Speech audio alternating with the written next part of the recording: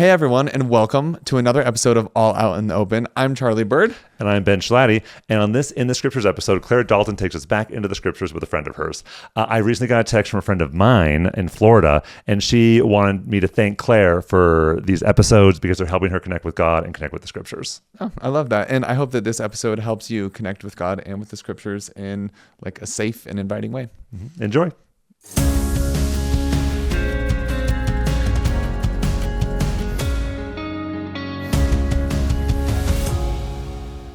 All right, welcome back for another exciting week on All Out in the Open. I'm Clare Dalton, and this week we are in the Scriptures with Terri and Dan Pratt. Terri and Dan, say hi. Hey. Hi, hello. Wonderful. We're excited to have you. Go ahead and introduce yourselves. What would you like the world to know about Terri and Dan? All right. Well, we are Terri and Dan Pratt. We have been married for 26 years, and we have 6 neurodivergent, beautiful children. So we have a really fun and unique family. And I am currently finishing up my master's degree in clinical mental health counseling.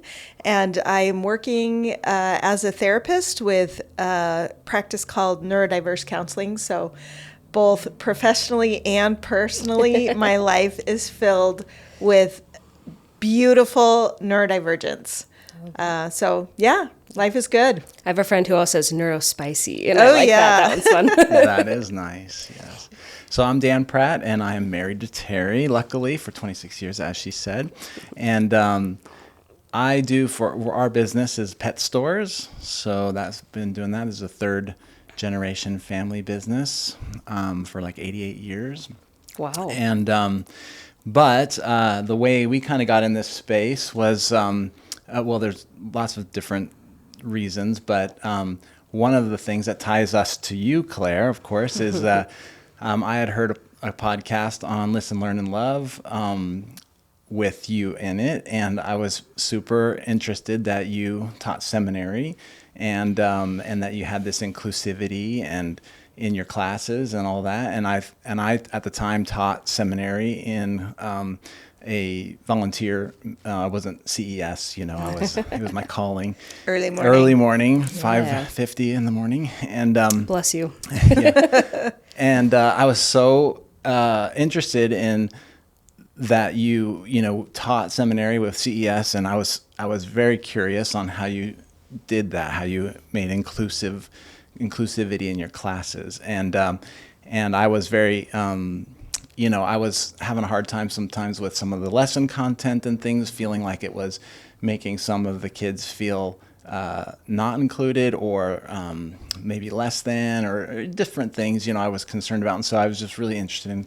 And then anyway, things worked out to where eventually we had dinner together with, yes, we did. You came over to our home and we were able to get to know you, and it's just been all awesome since then that we've really enjoyed your friendship.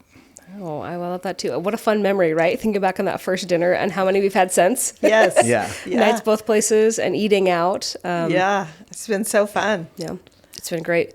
And I love that because I remember that first conversation that we had of like, so how are you doing with teaching the lessons? And I think we both kind of were like, yeah, sometimes the content feels lacking for what the students and the youth that we know and love so well, what they're facing in the world, right? Mm-hmm. Because it's so hard in any regard, I think, to keep a curriculum up to date, especially when it's used, well, with seminary, it's used every 4 years. Mm-hmm. And our world is changing so fast now that, gosh, you think about it, 4 years ago, we're in the middle of a pandemic. Yeah. And how different is our world now and then? And so anyways, that's an interesting kind of struggle. But yeah, we've had some fun adventures since we first met. Yes, we have. We also have Austin Peterson and I, we looped you guys in for the youth conference last year. That was in connection with the Gather conference in 2024. Had a good time doing that, hopefully. Amazing. I think. So amazing. And then loved it so much that we decided, let's do this on a bigger scale. So we're all working on Belong, the new 501c3 that we're creating, the Belong Youth Conference.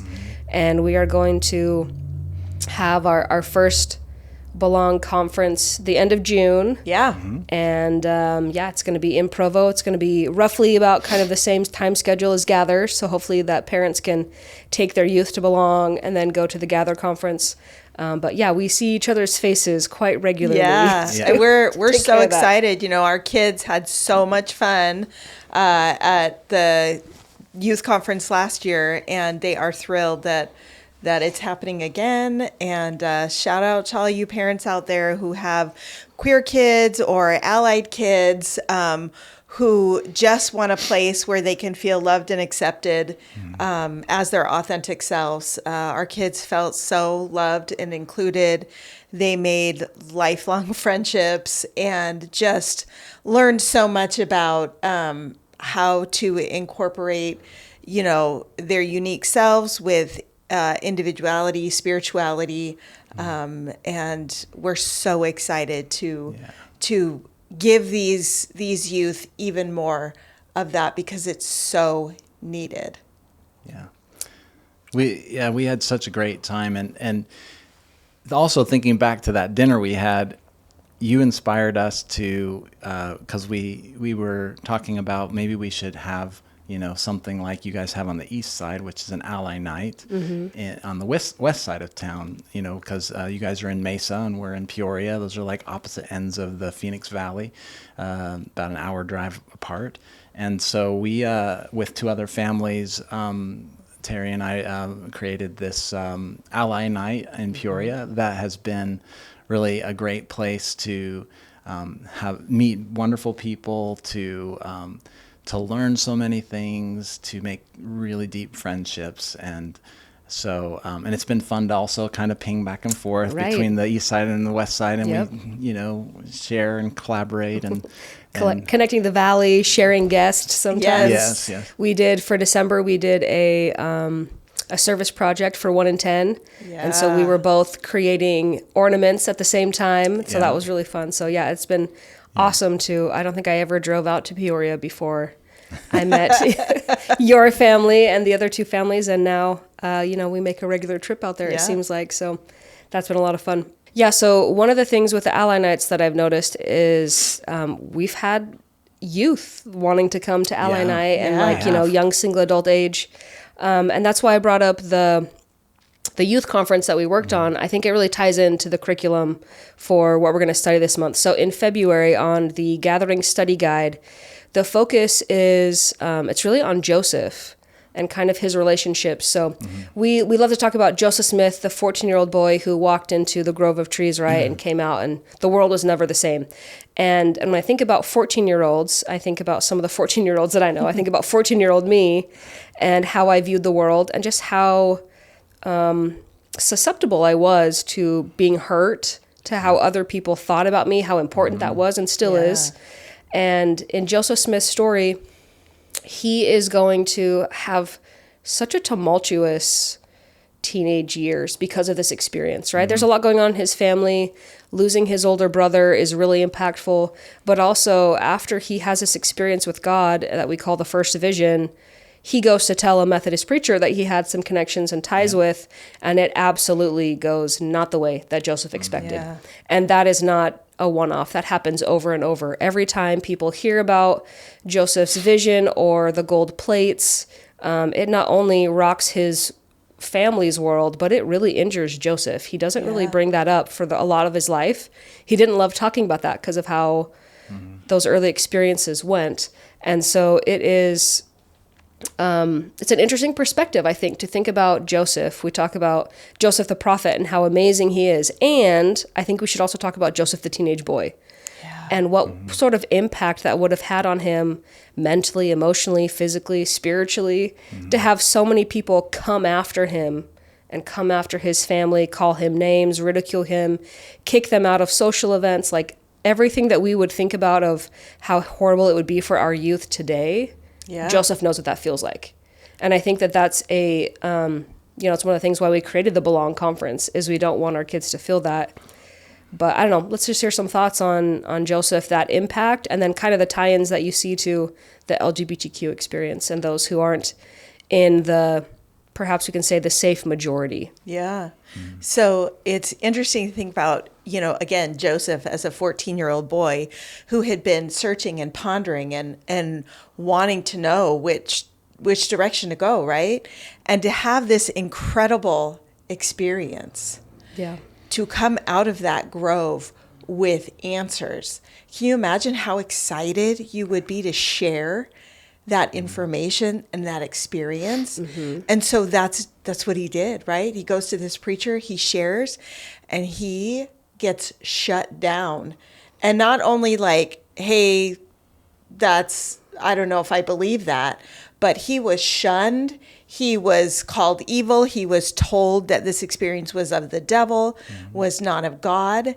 And that continued to happen. And he was so persecuted, and his family suffered because of that, just because of the truth that he was sharing. And I think that parallels so often what happens in this community when you may have somebody that has been wrestling with their gender identity or their sexuality, and they're afraid of what that might mean. And then they go to God, and God gives them a miraculous answer of, I love you, and I created you the way that you are, and I love and accept you, and I'm so glad that you have accepted yourself. And then when they share this, like, I just realized that God loves me and accepts me and even created me this way. Yeah. And they are shut down, and they're shunned, and their families are even shunned because of the way they accept their loved one. Yeah. So I think we can definitely see so many parallels between Joseph and between this community. And this is such an awesome concept to think about, and tying these two things together of Joseph, the teenager, and how he wanted to share something from God to his closest peeps, and got such mixed results, and mostly negative. And what's awesome about Joseph's experience is that his parents immediately accepted and believed and supported him, and I don't think that's really wavered through his whole life. And these are the people who knew him best.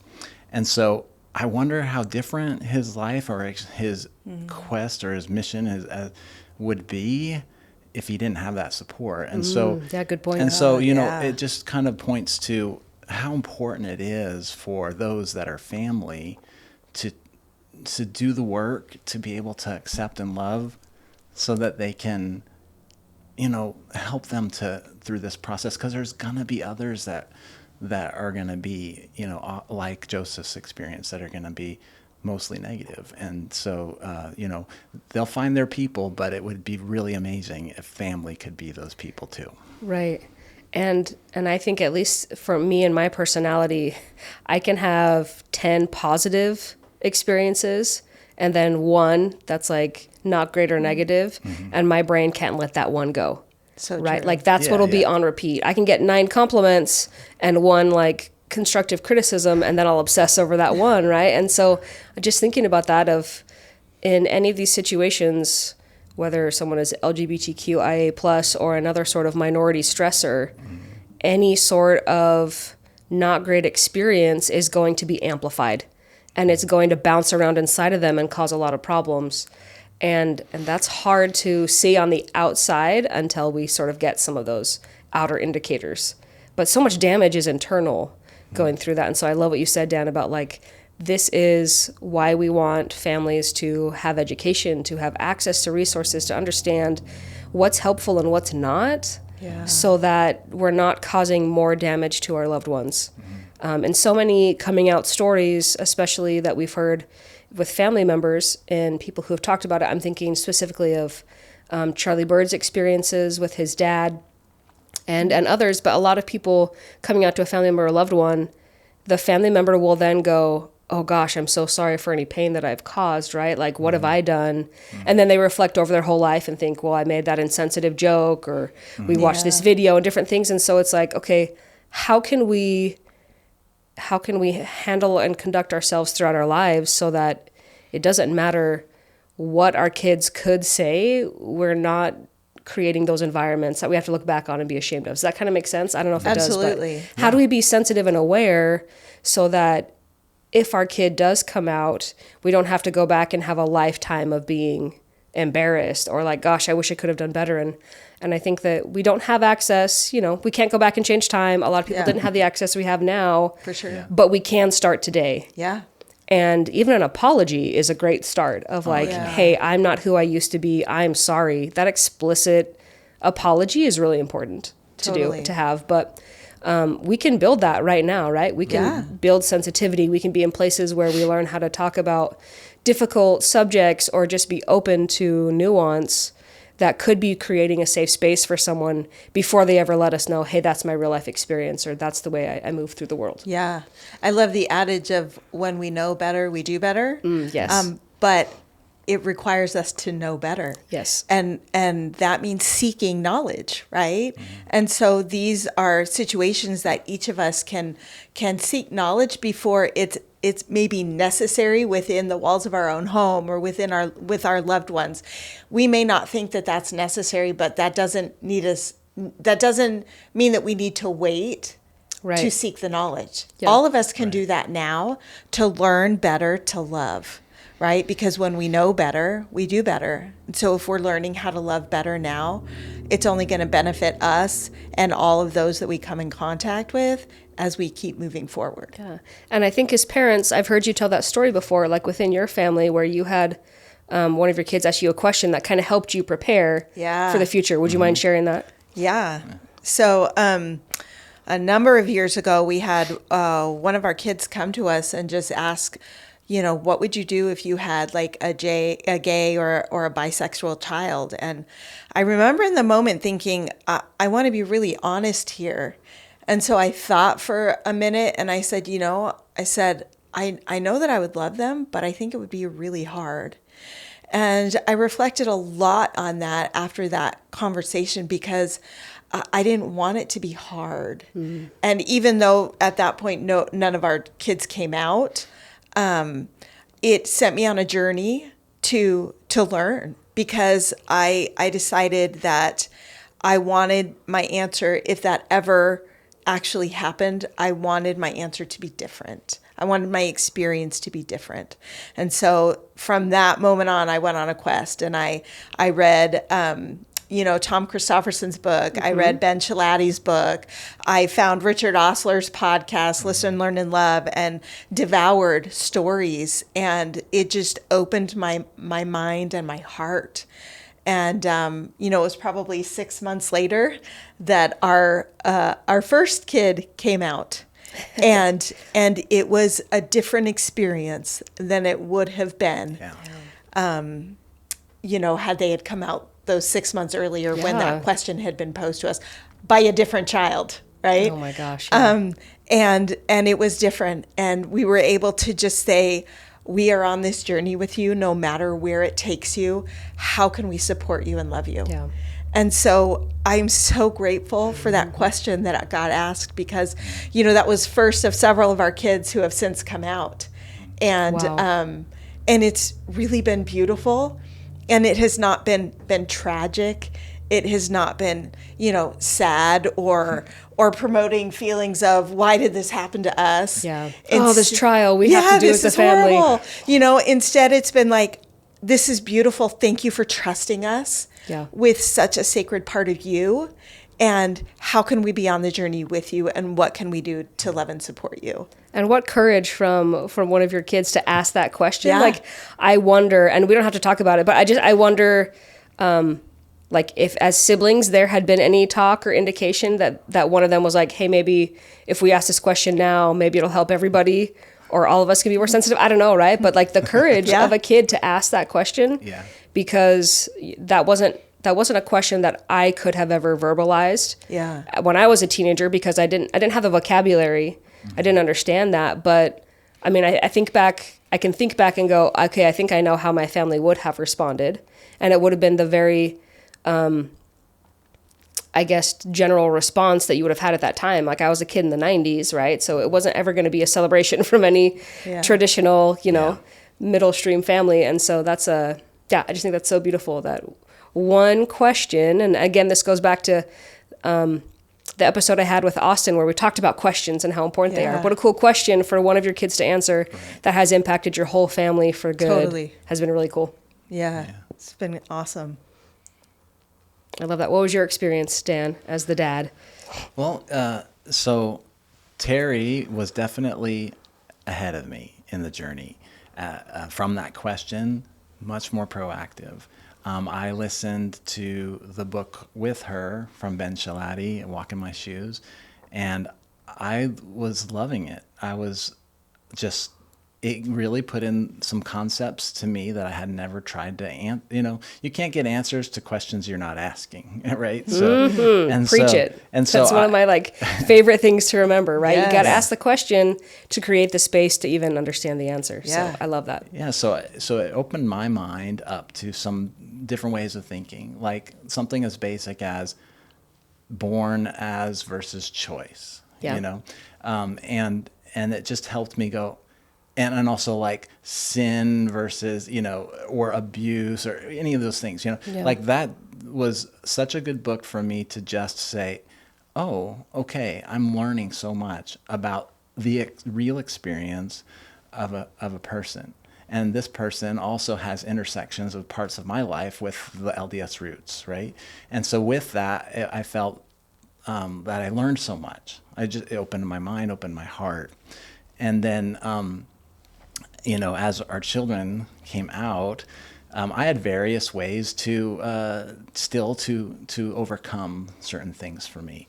I think I had to be okay with it at phases of just I don't know what you'd call it, maybe just internal homophobia or whatever you want to call that. Just the stuff I learned growing up in the 80s, 90s, and so and then as I started to take apart things and really realize what this was all about, and then be curious enough to ask my children about their thoughts, their feelings, what's going on, and then I was like, just able to really truly accept and love them the way they were. So for me to say like, oh yeah, like I learned it and then I accepted them, would be way too simplistic to say how it was. That's not the pipeline. It's a process. I had a process, right? And luckily through that process, I did the work inside. I didn't. I felt like for the most part, I didn't do harmful things to the children. I felt like, I'm sure I made mistakes, and I'm sure I still make mistakes, of course, but it was much more intentional with the intention of not hurting them, so I felt like it was more solid ground to be on.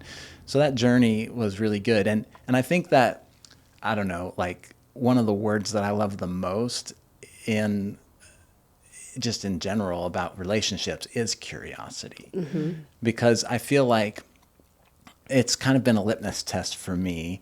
If I'm asking or if I'm trying to be curious about my child, let's say, or any relationship, anyone, and I want to get to know who they really are, but if I have layers of my own judgments, expectations, things like that are affecting the way that I'm viewing what they really are, then I know, oh, I'm not 100% curious. That means I still have judgment. I still have expectations. I like that and point. I'm not really just wanting to know who they really are, what their authentic experience is.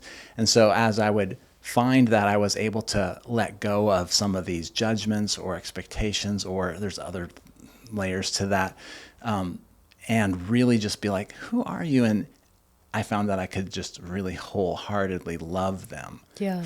I didn't have this, I love you if you fit my expectation.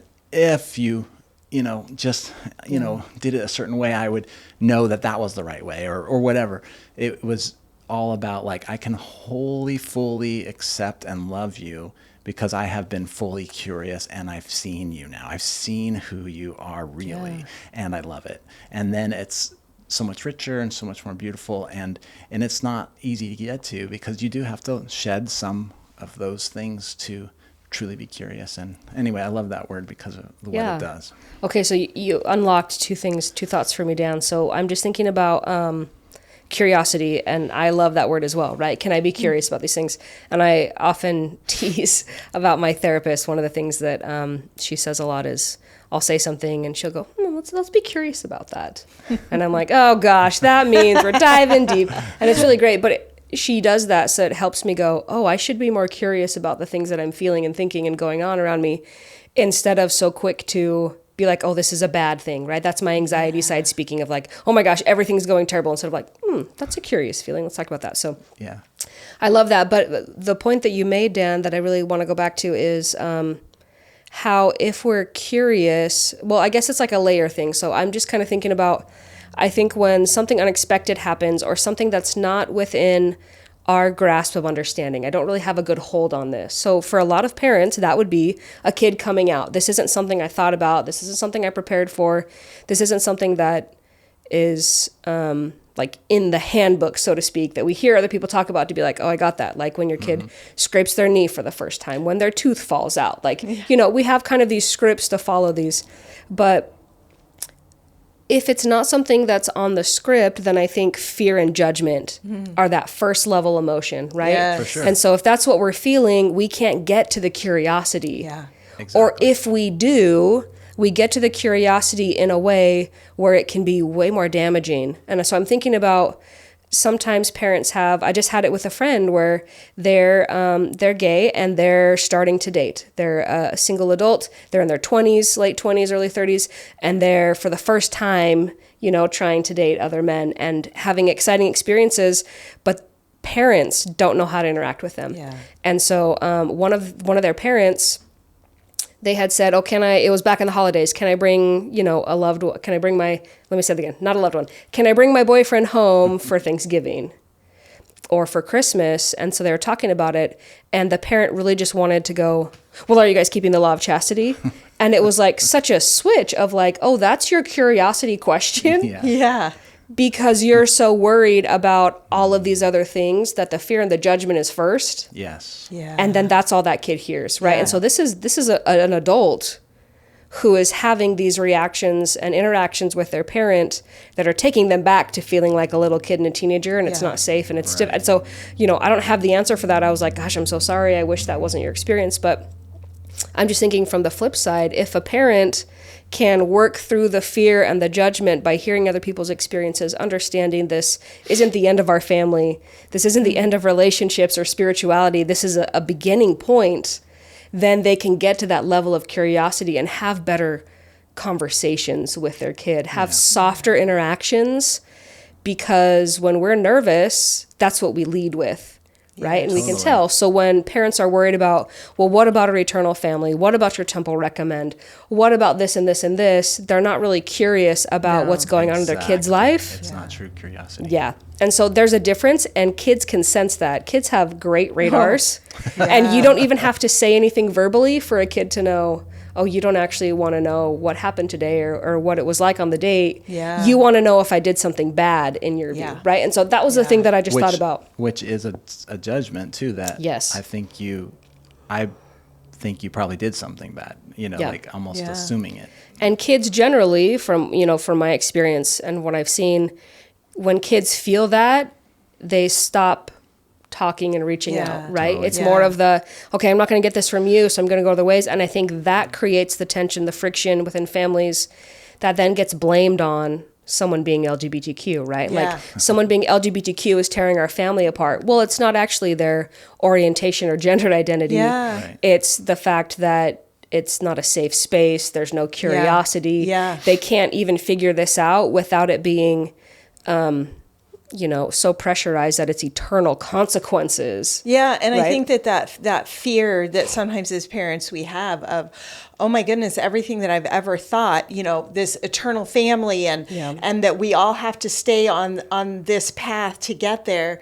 Suddenly, our interactions with our child, do they have veiled expectations? Yes. Is our love based on how am I going to get my kid back in the church, back on the path, back in the way that I'm feel safe and comfortable with? Mm-hmm. And kids can detect that too. Yep. It's like, are you Yeah. loving me and showing me curiosity of some sort because you're trying to use that to pull me back into the way Yeah. you think I should be in the path?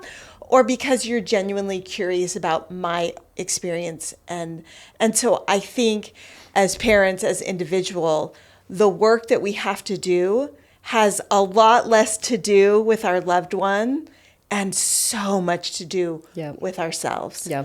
And so are we taking our own fears and discomforts and projecting them on our children or on others? Or are we really looking inside ourselves and going, what do I need to do to be more comfortable or to be able to move forward or to be able to be truly curious or to be able to accept my child exactly as they are Yeah. without any hope or expectations or of what they could be in the future, right? Because all of that is putting conditions on our love. And really those conditions are a blockade. Yep. Right? Yeah. Between us and that other person. So recognizing that if we're uncomfortable with something does not mean that it's wrong. If we're uncomfortable, it could just be because it's different and new and not something we've ever experienced or thought about before. Yep. And so I think it's really important to look inward. If I'm uncomfortable, get curious about why we are there. Yeah. Right? That curiosity doesn't just go outward, it goes inward. Let's get curious and do our own work, right? Yeah. So that we can grow and be more expansive. And President Nelson has said, good information leads to good inspiration, right? If you learn Absolutely. that my discomfort is an indicator that there's something going on inside of me and I need to dig deeper internally, that can be a really great place to start to do that sort of internal work. So that was the second point that you brought up for me, Dan, was that you talked about you asking these questions, maybe not asking the questions is the right word, but you having these ideas, reading these books, going to these podcasts, allowed you to do some of that internal processing. And you made a point to say, like, I wasn't processing it with my kid. I was doing this on my own journey. Mm-hmm. And then even you indicated that both of you were kind of on different steps of that journey. And I think that's really common. Totally. Right? Because all of this, all growth is individual first. And then, with our partners as we're in marriages and different things. And then we kind of add that circle, but it starts with the individual.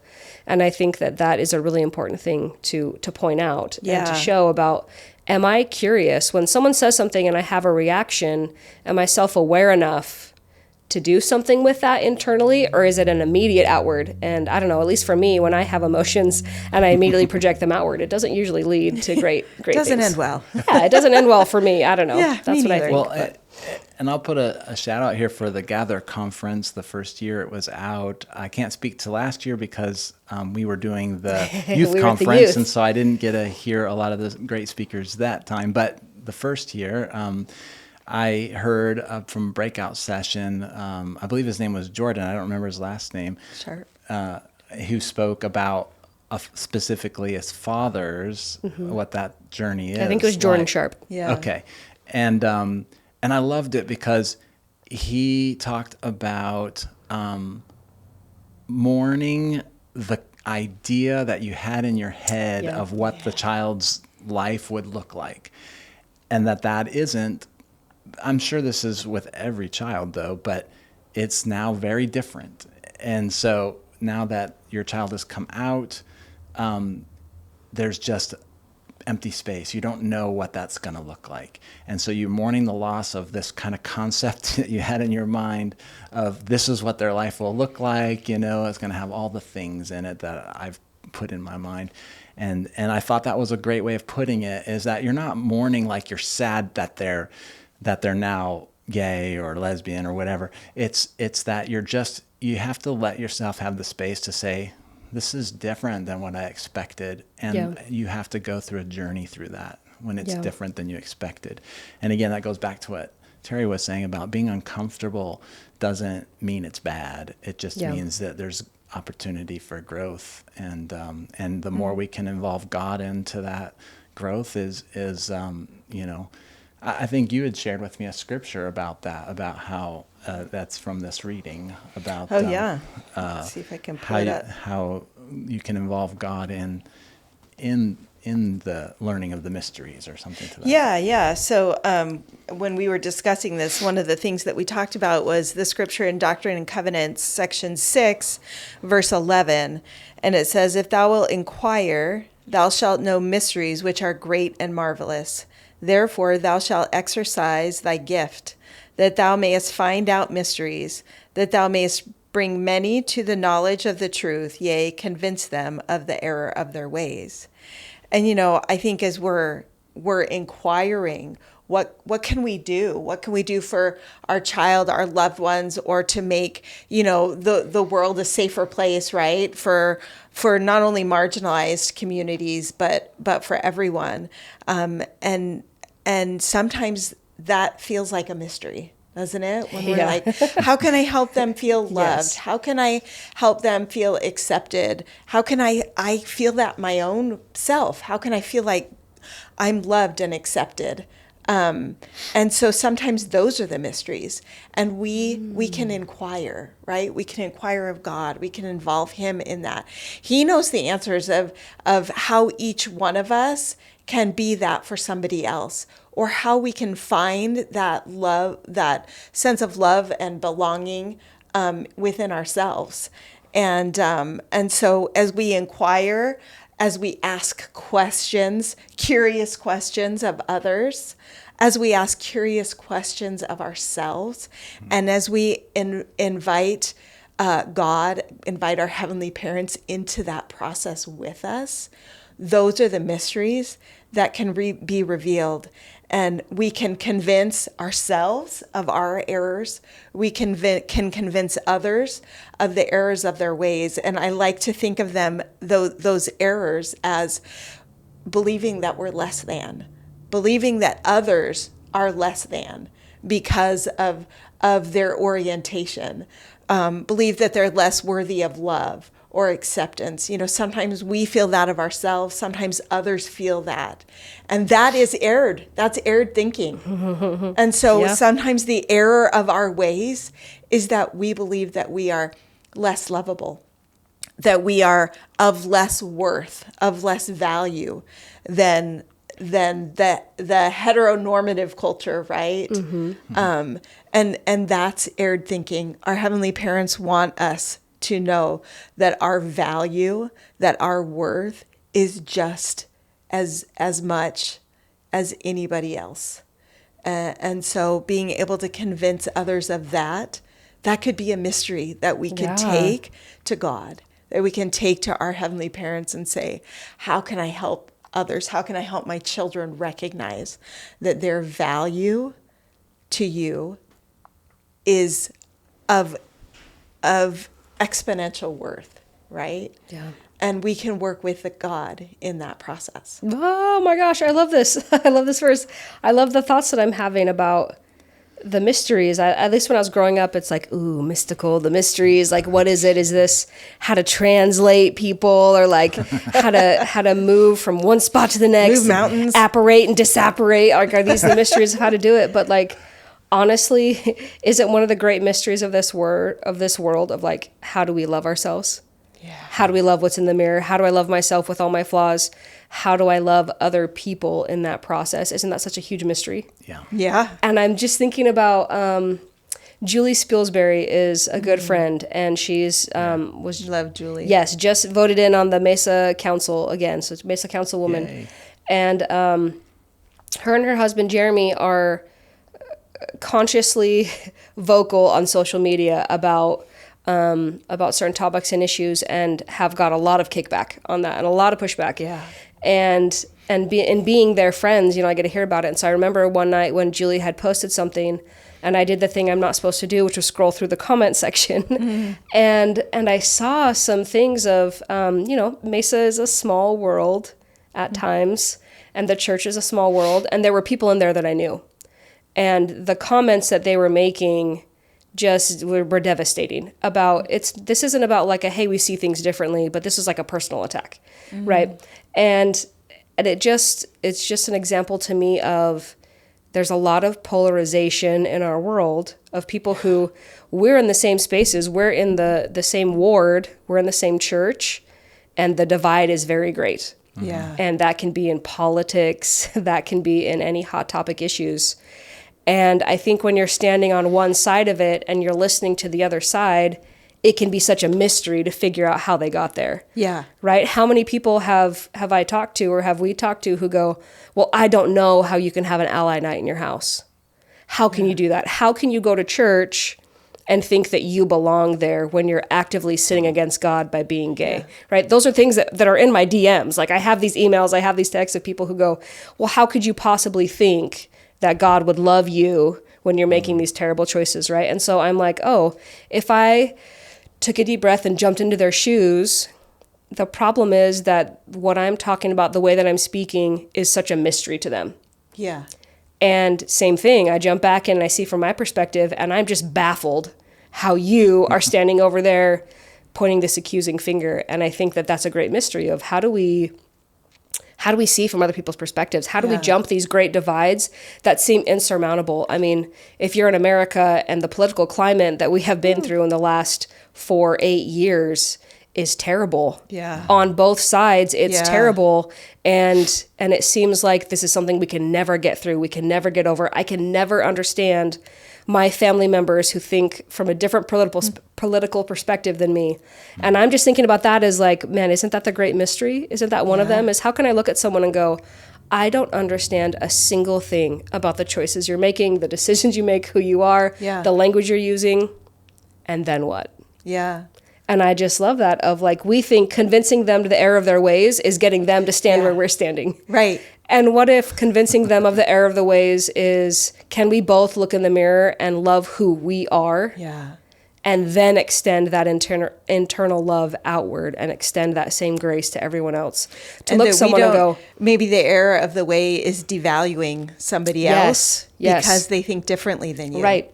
You know, and that is an error because our perspectives, Yes. our life experiences that shape our beliefs, our political stances, all of those kinds of things, that doesn't devalue who we are as a person. Yeah. You know, and I think that it's so easy Yes. to attach, political views to somebody's worth, Yeah. to their value. And when we sit back and really think about that, it's like, oh, that's so yucky. Yeah, I don't want that for me and for anyone else. Right. And yet it's so easy to do, right? Yeah. And so remembering that sometimes we have to step back, and even though there are so many mysteries as far as understanding, we don't need to devalue, and if we can remember their worth, first and foremost, seeing them and their humanity rather than seeing them as an object, or just seeing them as their belief system.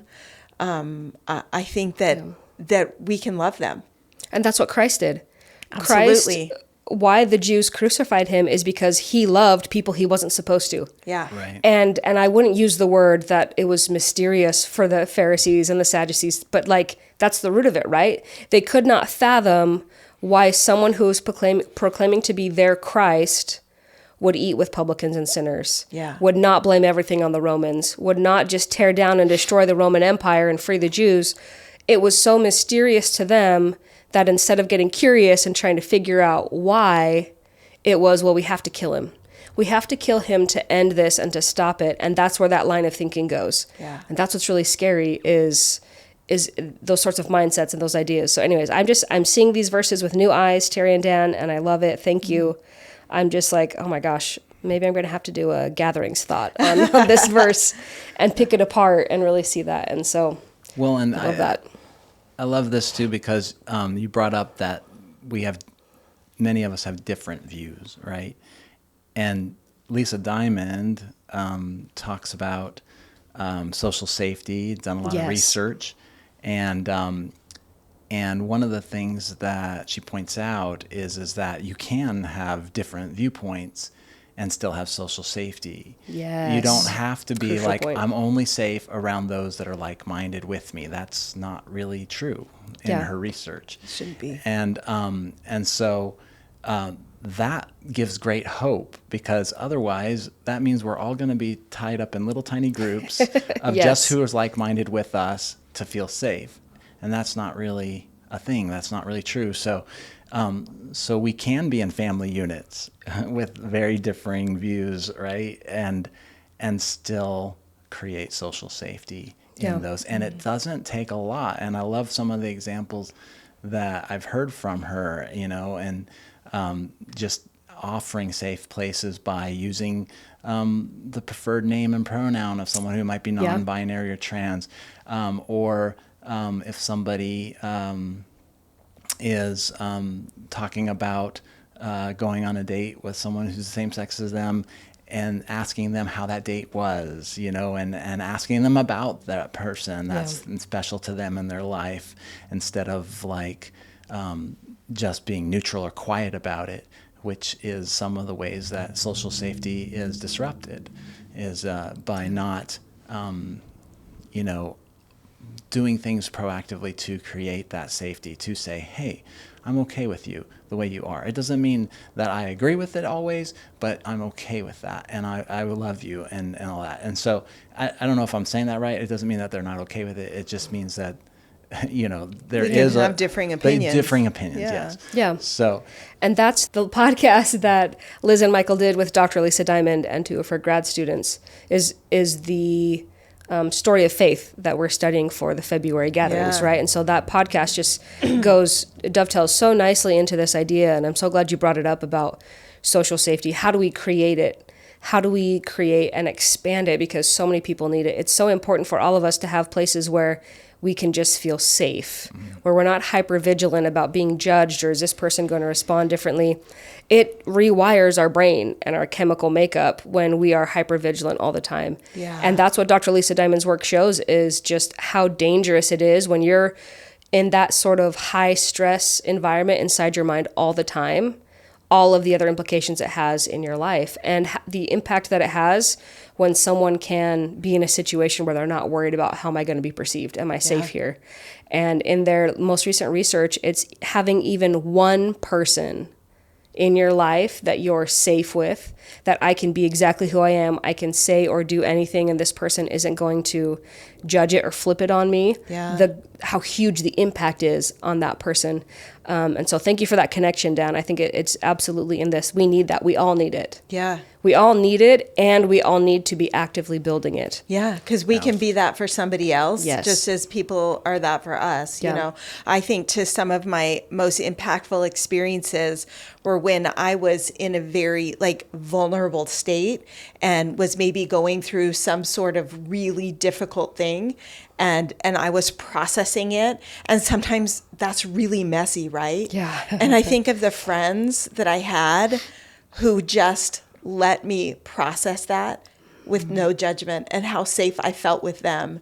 And, wherever I was then and have since, come to different places, and maybe I'm in a better place now than I was then, but just knowing that with them, I was so safe in being able to share my thoughts as they were happening out loud, Yes. And it really has helped me learn how to be a better friend and offer others social safety. And what a beautiful thing that is to be a part of is recognizing that all of our journeys are long. Yes. It's not, it's a not year short, it's not a long sprint. or a month long. Yeah, it's a marathon, not a sprint, right? And recognizing that, if we are experiencing a low, or somebody else is experiencing a difficult time on that really long journey, that we remember that it's one part, and it's part of the learning. Those hard things are part of our growth. And it's a sacred experience to witness and be a part of somebody else's growth process. Yeah. And if we can just offer love and we can sit with others, we don't have to fix it, right? Right. We don't have to have the answers, but if we can just sit with somebody and say, I see you and I hear you and I love you and you're safe even in the mess. Oh, what a beautiful part of a growth journey that is for both parties. Yeah.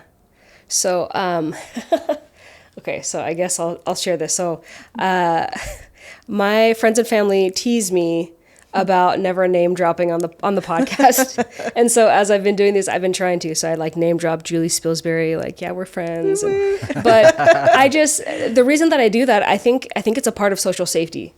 Yeah. Right? I have learned through my professional training as a seminary teacher for 8 years when I did that, and now post seminary teaching career, but I've learned that when I'm going through things, I process things internally most of the time, and I don't ever let people see until it's like the finished product. And if I'm dropping names, it like increases and multiplies the risk, of like, well, I didn't talk to that person beforehand, or what if they're having a different experience, or what if someone that I'm talking to knows them? And anyway, so it creates these like ripples, but it's just kind of how I've learned to talk. So I'm engaged, and I haven't really talked about it a lot on the podcast, and it's not something that I'm hiding, but it's just something that I have separated as like that's a social safety circle that maybe I don't want to deal with right now. And so as you're talking, and I'm like, oh gosh, how do I move that in? And so Anna is my fiance. And you guys know Shout Anna very out well. to Anna. And I don't know that I've ever like mentioned her, but a lot of these stories that I talk about, they all go back to Anna, and we were best friends for a lot of years, and created that really deep friendship. And I realized in that friendship that I could be safe with the way that Anna speaks about people, and is just like, wherever you're at in your journey, you're safe, is just like one of her superpowers, right? And so Totally. She's the first person that I came out to. And that was a horrifying experience for me. And she was really like, we've talked about it a lot, but she was just like, oh, I didn't know that was so, I'm dramatic in my brain, right? And so I'm going through this life or death experience, and she's like, okay, you're gay, so like, what's the next steps? What does this mean for you? Whatever. And I'm sitting there like, yeah, and she's like, yeah, like, you're safe, And so as we went from friends to then dating, and then, dating to engaged, it has rippled to different social safety circles for me.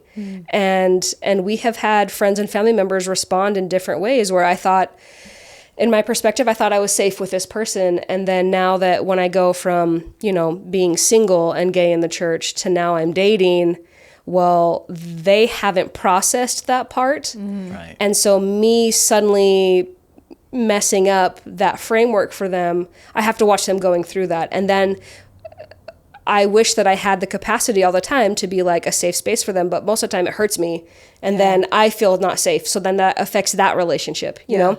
And so as we've been dating, and then as we got engaged, we're just not the kind of people that are going to talk about it all the time, right? I'm a private person, and Anna's not very active on social media and like posting her life.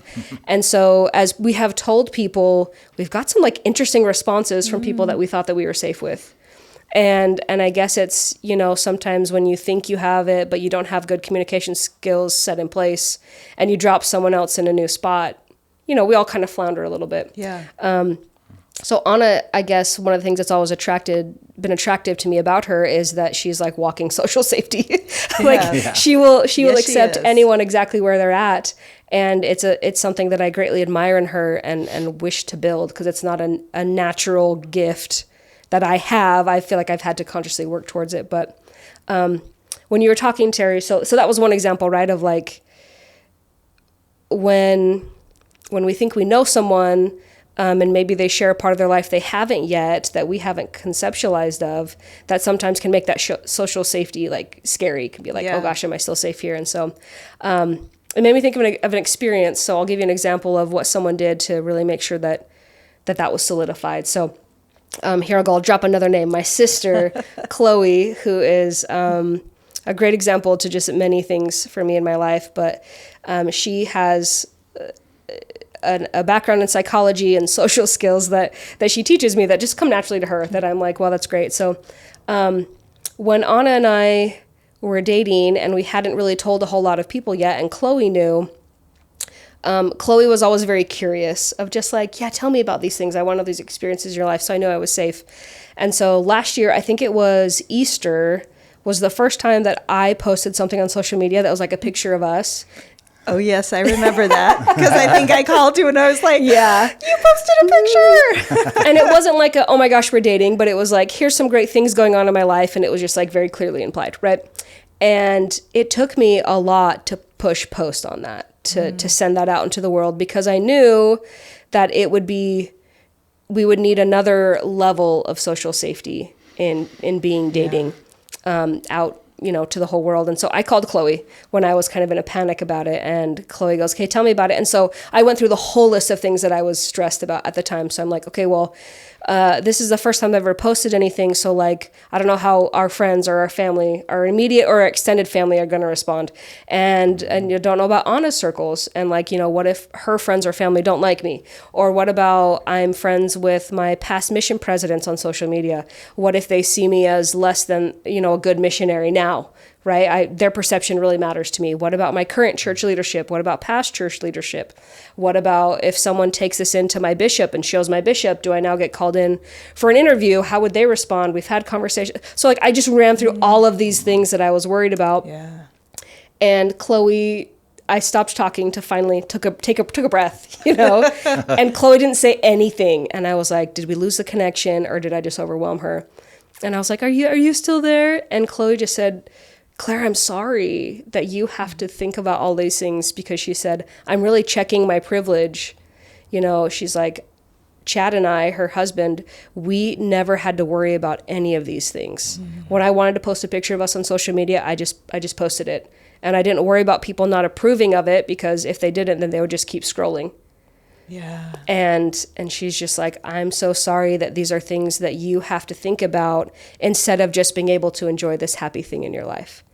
And it stopped me, because she just said, I see you. I see what's going on in your life. I see your pain, and I'm going to validate it. And she didn't solve the problems. She didn't take care of that stress, but being seen by someone who is in my inner circle and I've always been safe with, it just shifted everything and allowed me to relax into, yeah, I'm going to be okay. I'm going to post this. This is happy in my life, and I'm going to do it. And so I'm so grateful for that. But Chloe does that, right? Yeah. She says that regularly, like in a text, we were just having a family thing, and I posted a contrary opinion than some of my other siblings, and she just said, I see you, Claire. And I was like, oh, yeah. And it doesn't mean I always get my way. It just means that she's going, I hear you, I see you. Yeah. And I think that that's just so crucial and so necessary and such a good example of what we can do, right? Yeah. Can our loved ones say that we see them? Yeah. And how do we know? Yeah. Right? How do you know that? And so I think that's just such a good, they're just such good examples to me of understanding that and what we all need.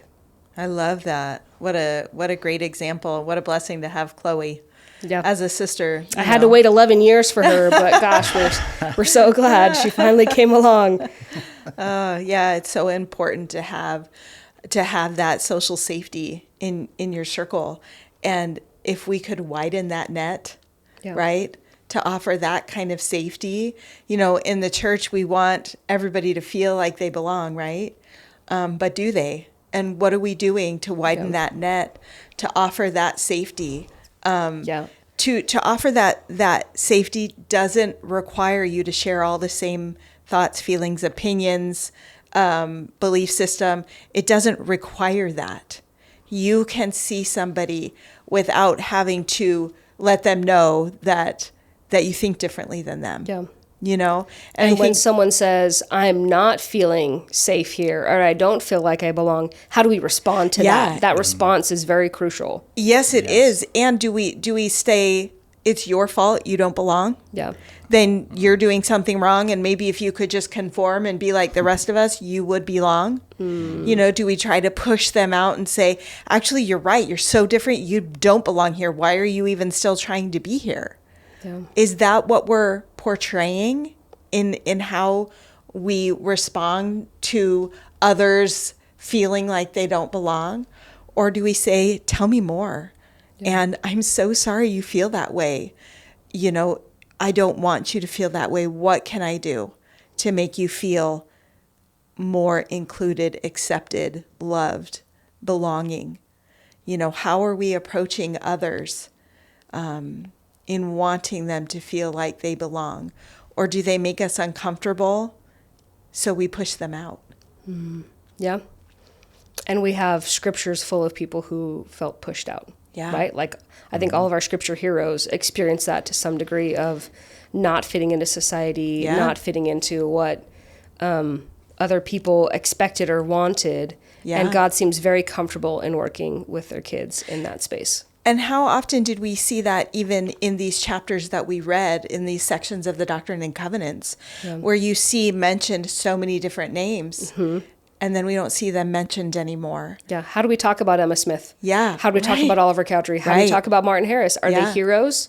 Or does it depend on what point in the chronology you're on? Did they fall from grace Yeah. because their opinions differed? Yeah. And did we push, were they pushed out? Do we care what their perspectives were? Yeah. In 1832, this person's a hero. Yeah. In 1844, they're the villain. Exactly. And there's no in between. There's no in between. But it's not, Anyways, I could Yeah. go off on a long tangent on that. Yeah. But I think that we're doing better about bringing in people's whole story, seeing the whole picture, and seeing that people aren't just good or bad, Yeah. evil or the villain, but that Right. we're all a mix. Yes. And you jump into our lives at any certain point, and maybe we're playing a role we don't want to play in our story, but that isn't continued out throughout all of it. And I think that that's why seeing from Christ's perspective, seeing from God's perspective, their perspectives are so important to see us as a whole total picture. And if we see that, it's really easy to create a soft landing space for someone to go, this isn't all of you, and this isn't all the choices you've made. This is where you're at right now. Exactly. I can sit with you in this. I can hold this space for you, and I'll know that, you know, you're going to make the choices that are going to align with your values. Yeah. And I don't have to micromanage or dictate that. That's not how our heavenly parents treat And us. even though you might be still figuring that out today, tomorrow, in 3 months, in 6 months, in 5 years, it's going to look different. And these experiences that you're having now, whether you see them as right or wrong or hard or easy or whatever the case may be, all of those things shape us and help us. They are part of our becoming process. Yeah. And are we respecting that becoming process in ourselves and in each other? You know, I find that I based a lot of who I was on a checklist, right? Am I doing all the things that make me appear to be worthy to God and worthy to others around me? And I would try to check a lot of boxes, and I still felt like I always fell short, right?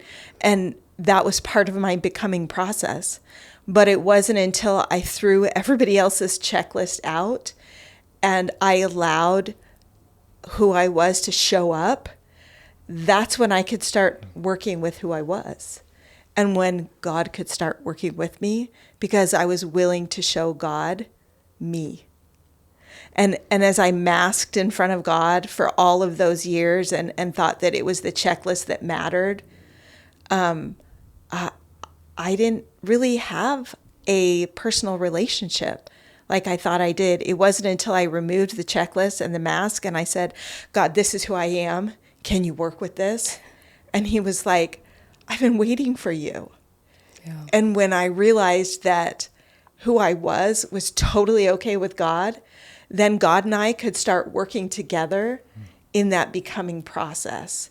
And I really learned to love who I was, who I am, in all of the messiness, because it was then that I really got to be open with God and we got to be in a true and personal relationship.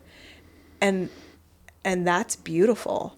Yeah. And I know I have that relationship where I know God because I know he knows me and I can trust him with who I am and who I'm becoming. And that's a beautiful process, right? Yeah. When we can show up at any point in our stage of becoming and know that God sees us in the messiness and still loves us and champions us at any part of that journey. Yeah. That's trust. That's trust trust. and love right there. Yeah. That reminds me of one of your favorite quotes from Father Boyle. Yes, Father Gregory Boyle. He says, love that doesn't try to change you changes you. Yeah. And I love that so much because I see that in God. That God's not trying to change us. He doesn't love us so that we'll change. And that's what makes me want to change. Yeah. Right? Yeah. And I see that so much in relationship with my kids. Yeah. When I stopped trying to love them into change and just loved them, that's when they felt the safety to change, however messy that might look on the outside. Becoming is messy. And we're not, when we're not so worried about what it looks like to change and to become, that's when we change and become. Yeah. That sounds like a mystery, Terri Yes. and Dan, that we are in the Right? process of unlocking, right? Like, how do we do that? That's a question we ask. How do I become? And one of the things that I've learned with God is that the truths that God teaches are often simple enough to be captured in a sentence or a verse or a phrase, and yet take an entire lifetime to try to figure out. So Yeah. And I think that's what it is. It's not some complicated algorithm that we're going to be so advanced and smart enough that we can finally comprehend it. But God's like, it was what was in front of you the whole time. You missed it. It was everywhere. It was in nature. It was in everyone I created. Like that's what it is. And you tried to overcomplicate it. And I'm going to spend a lot of time uncomplicating the things that you did. Like, I think those are the mysteries that God is like, you are the gift. yeah. And you start to learn to trust that and work with me, and we will create together, is going to undo a lot of the mysteries that I think we've kind of complicated and made difficult in different ways. Yeah, I think my thoughts are going towards like how can we create safe spaces even in simple ways. I mean, I think most of the ways we can create safe spaces is in simple ways, right? And so when we talk about having people feel safe at church, for example, there's a family, I'm going to do a shout out to the Smedley family. Yeah, I love the Smedleys. Brian and Jen, Brian and Jenny. And they would wear a little rainbow pin that says, "I'll walk with you," or something like that, right? Mm-hmm.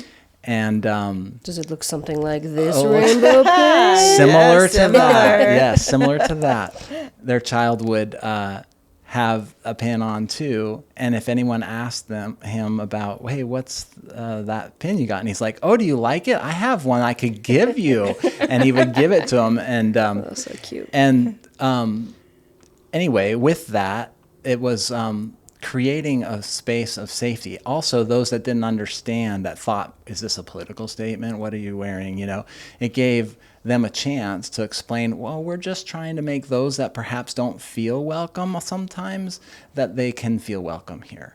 And that we just want them to be sure to know that we love them and that they're welcome here. And it was always a good example to me on how they did that. It was contagious. I wear a pin now to church. And also, on our ally nights, we had some discussion, and we had talked to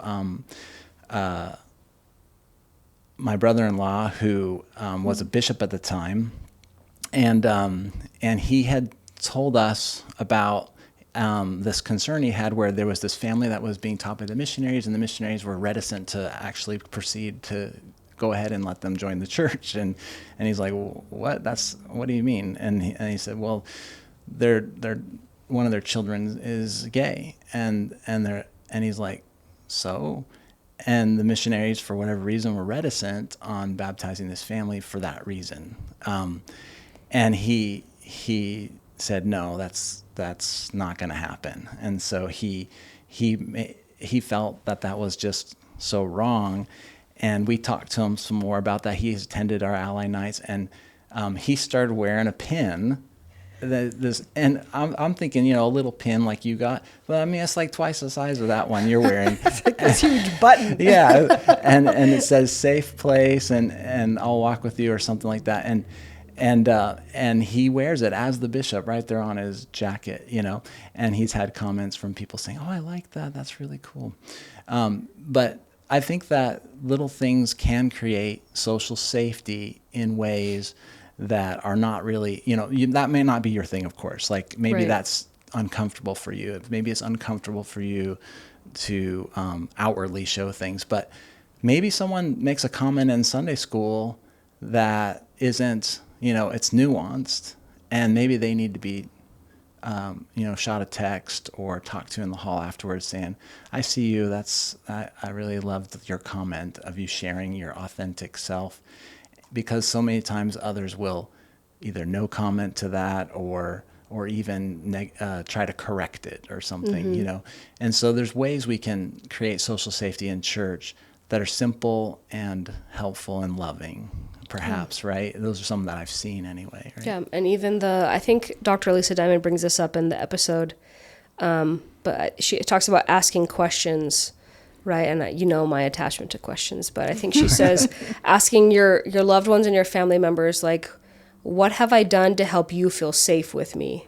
I think it was a really beautiful question. That's a great And then the other one that I think is also important and is even harder is, what have I done or said that has made you feel not safe with me? And being open to the answers to go, okay, well, now I kind of know what I can focus on, right? Because we can kind of take shots in the dark of, how can I create social safety? Oh, my kid needs to feel safe. This is going to help them. Yeah. And then you ask your kid and the kid's like, you did what? Yeah, it's totally different, right?